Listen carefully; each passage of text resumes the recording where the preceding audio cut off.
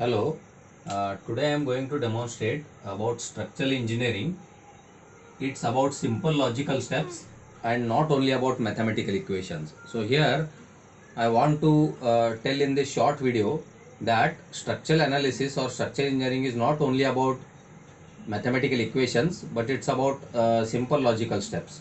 So for that I have taken this problem of statically determinate beam. We have to draw shear force, bending moment and axial force diagrams for each element. So there are three elements, A, B and CD. Those are two columns and BC is a horizontal beam. Now B and C are internal hinges and there is one horizontal load of 20 kN acting at E and there is one vertical load 30 kN acting at F. Now first of all we will verify whether it is statically determinate or not. We know that this is the fixed support and therefore it is capable of developing three reactions, that is one vertical reaction, one horizontal reaction and one restraining moment or resisting moment. So three reactions here. It is a hinge support and therefore it is developing two reactions, that is one vertical and one horizontal, so two reactions. So total unknown reactions, total external unknown reactions, that is independent external reaction components, are 3 plus 2, that is 5. Now we know that equations of equilibrium are three, that is summation of fx equal to 0, summation of fy is equal to 0 and summation of mz is equal to 0.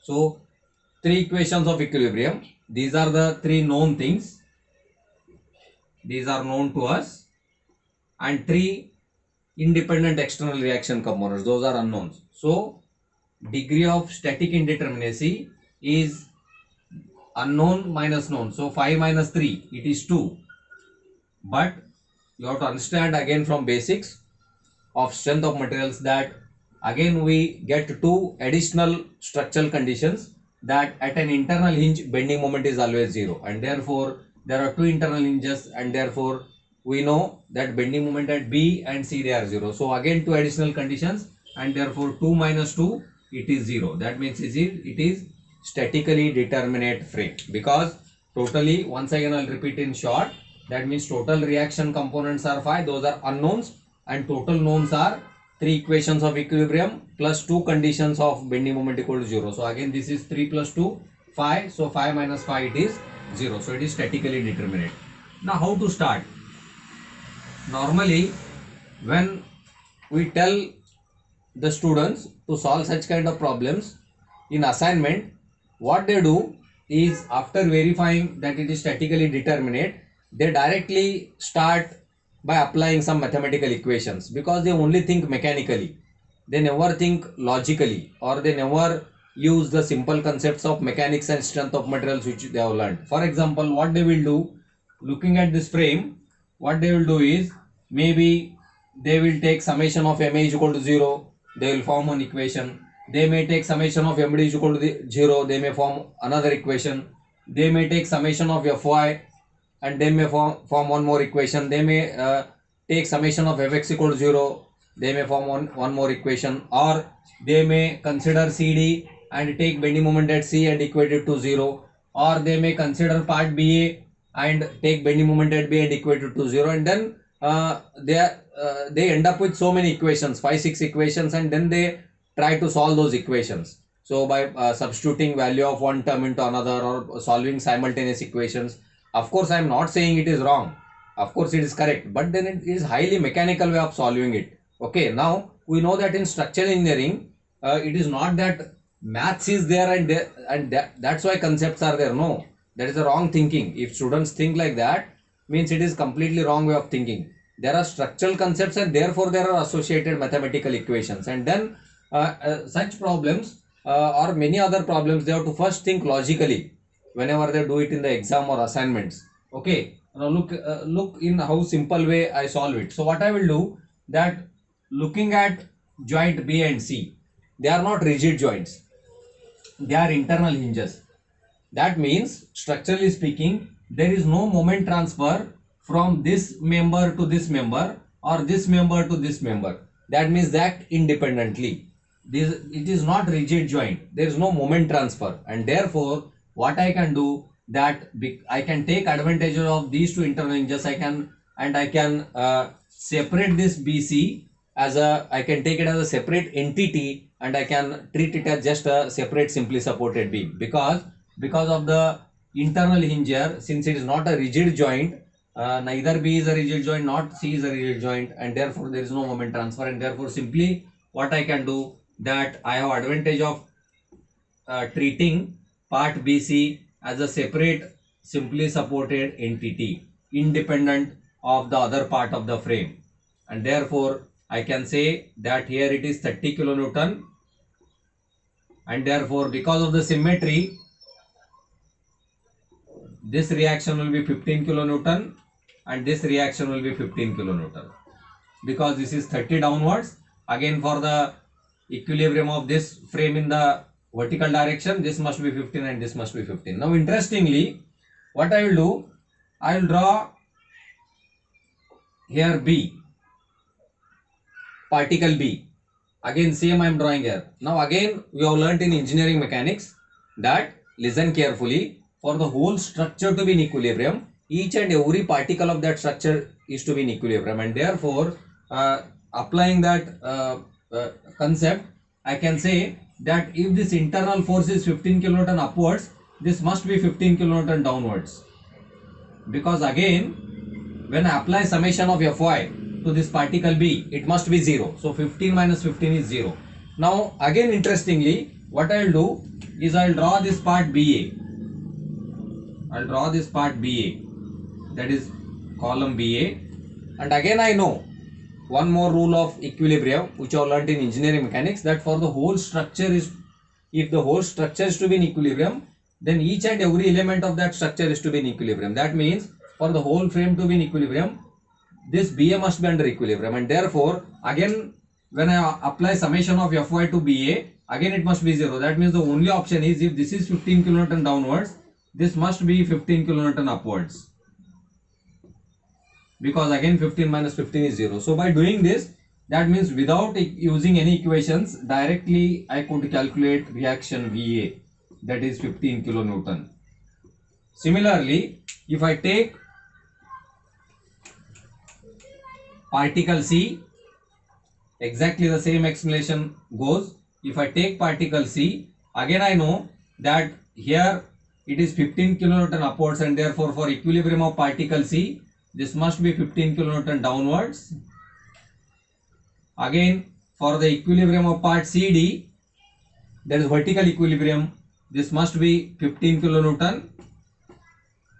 That means 15 minus 15 is 0. That means for this part CD, summation of Fy equal to 0 is satisfied. That means without doing any mathematical equations, this VD also got it as 15 kilonewton. Okay. Now next, interestingly, coming to horizontal reactions.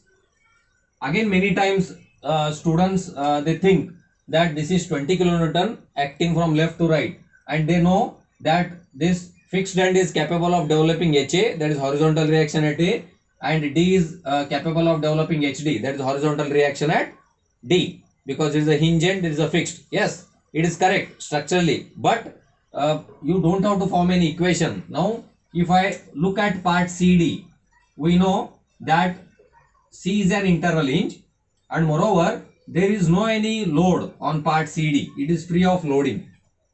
So, and one more condition we know, that the bending moment at C must be 0. So when I consider part CD, this 15 kilonewton is not producing any bending moment at C.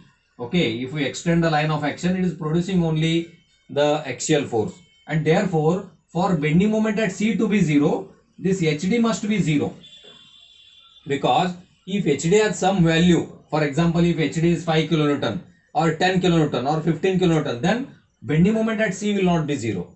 So the structural condition that bending moment at C has to be 0, since it is the internal hinge, necessitates that HD must be 0, and therefore this 20 kilonewton has to be resisted by HA alone, and therefore directly again without any mathematical solving you come to a conclusion that here, look here carefully, this is a horizontal reaction of 20 kilonewton going from right to left. so that 20 minus 20 is again 0. Now we have calculated VD, we have calculated VA, we have calculated HA. Now we know that it is a fixed end, so I have to calculate MA. That means the resisting moment or the restraining moment or the fixed moment. Okay, and because the fixed end is capable of developing it. Now again, what I can do is consider part BA, and since B is an internal hinge, take bending moment at B and equate it to 0. So now again I don't have to solve mathematically, you just simply what to do, that because of 15 kilonewton it is not producing any bending moment at B, because of 20 it is 20 into 4, so it is 80, so that 80 kilonewton meter is trying to open out, and because of this 20 it is 20 into 2 40, but it is trying to close, so this I will take plus, this I will take minus, and therefore your net effect is plus 40. Plus 40 means like this. That means at B, because of this 20 and because of this 20, okay, when I take bending moment at B, it is becoming 40 kilonewton meter. But I know that bending moment at B must be 0. That means there must be a restraining moment of opposite nature. That is 40 kilonewton meter here. MA. Okay. So that means this 20 into 4 minus 20 into 2 minus 40, again it will become 0. Okay. Now this 40 is nothing but MA, that is the bending moment at A.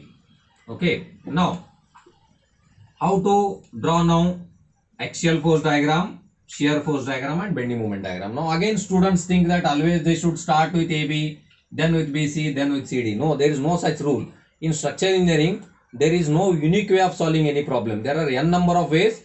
Only in the assignment or in the exam they should always start which saves their time and which makes the problem simpler. Okay, so better is selecting part CD because it is free of load and moreover it is very simple. It has simple configuration. So when I start with CD, what will happen? So when I start with CD, now I know here horizontal reaction is 0 and moreover there is no any horizontal load here. So this reaction must be 0. Now this is 15 kilonewton and therefore for equilibrium of CD already I told this must be 15 kilonewton. Now axial force is 15 kilonewton and it is creating compression in column CD and therefore it will be simply one rectangle, okay, of 15 kilonewton. Now whether you take it positive or negative it doesn't matter. Suppose compression I take negative, so I will call it as CD and I will take negative. Now since there is no force here, therefore shear force is 0. Next, bending moment at this simple support is 0, bending moment at internal hinge is 0 and therefore bending moment diagram is also 0. That means it is having no any value. So this is nothing but AFD axial force diagram, this is nothing but SFD shear force diagram and this is nothing but BMD for part CD. Now coming to part BC, that is beam BC.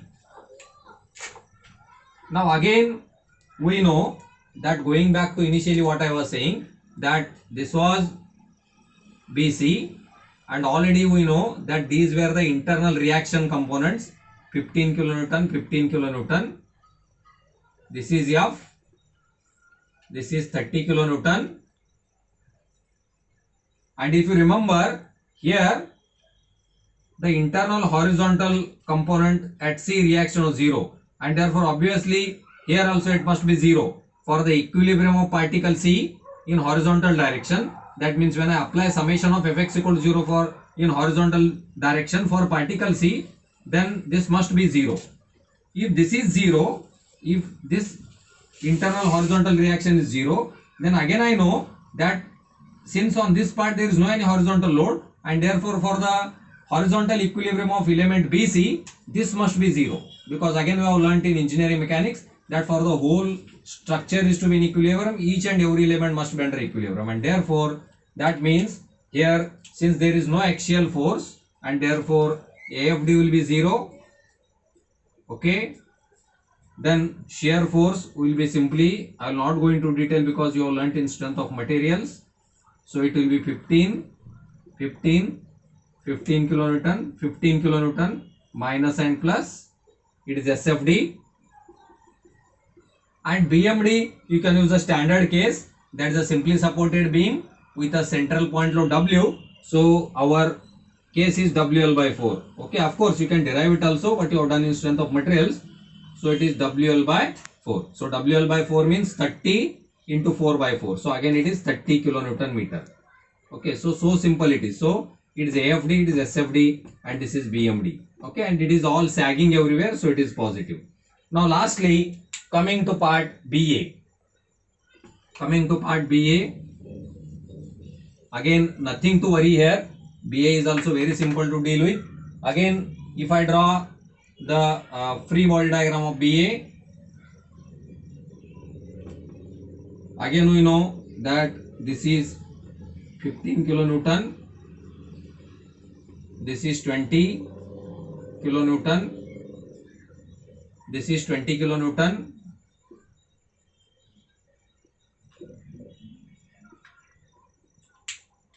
and now at B, since this 20 and 20 already they are getting cancelled, therefore here there is no any horizontal internal reaction.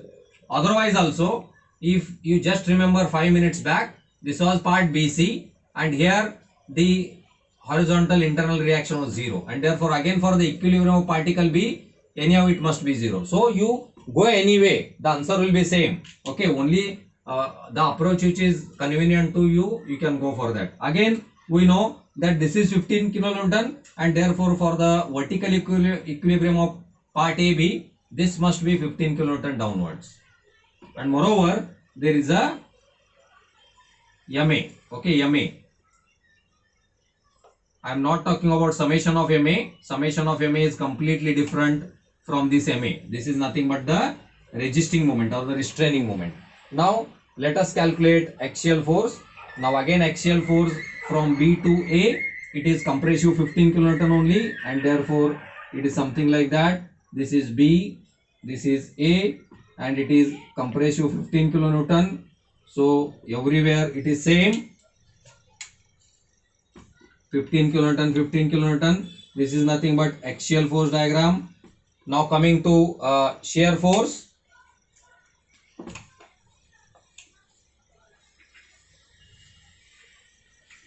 Now coming to shear force, again we know that here shear force at A is 20 kilonewton. Again from A to E there is no any load, so it will remain same, and again at E, okay, it is 20. So 20 kilonewton it is positive, and here from here to here it is 0.